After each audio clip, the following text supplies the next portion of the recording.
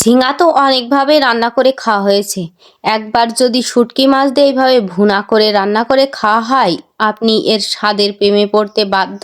ঝিঙা আমরা সবসময় পাতলা ঝোল করেই মাছ দিয়ে খাই।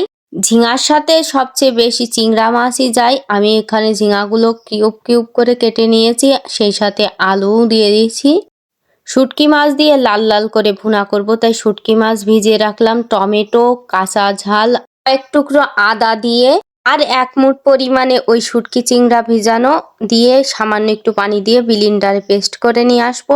এইবার কড়াইতে পরিমাণ মতো তেল দিয়ে পেঁয়াজ কুচি দিয়ে দিলাম। পেঁয়াজ কুচি দেওয়ার পরে আমি রসুনগুলো এখানে থেতো করে রেখেছিলাম। ঝিঙার সাথে কিন্তু কালো জিরাটা বেশ যায়।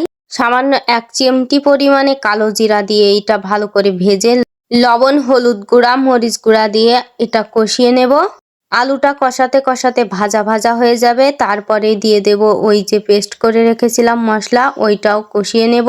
সামান্য একটু ব্লেন্ডারের কৌটো ধোয়া পানি দিয়ে এটা ঢাকনা দিয়ে কষাতে হবে। কষিয়ে যখন পানিটা একেবারে শুকিয়ে শুকিয়ে আসবে, তখনই ঝিঙাগুলো দিয়ে দেব। ঝিঙা বড় করে কাটলেও সমস্যা নেই, কারণ ঝিঙা থেকে প্রচুর পরিমাণে পানি বেরিয়ে এগুলো সাইজ ছোট হয়েই আসে শেষমেশ। এরপর ঢাকনা দিয়ে ঢেকে অনেকক্ষণ রেখে দিয়েছি। কিছুটা পানি বেরিয়েছে, এই পানিটা শুকিয়ে ফেলতে হবে। পানিটা শুকিয়ে আসলেই আমি ঝোলের পানিটা দিয়ে দিলাম। যত পরিমাণে ইচ্ছা দেয়া যাবে ঝোলের পানিটা দিয়ে ঢাকনা দিয়ে ঢেকে দিলাম। ঝোলটা যখন টকবগিয়ে ফুটবে, তখনই 1 চামচ পরিমাণে জিরা গুঁড়া দিয়ে দিচ্ছি।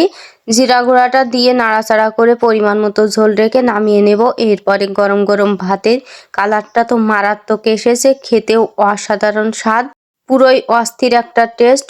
ঝিঙে ভুনা।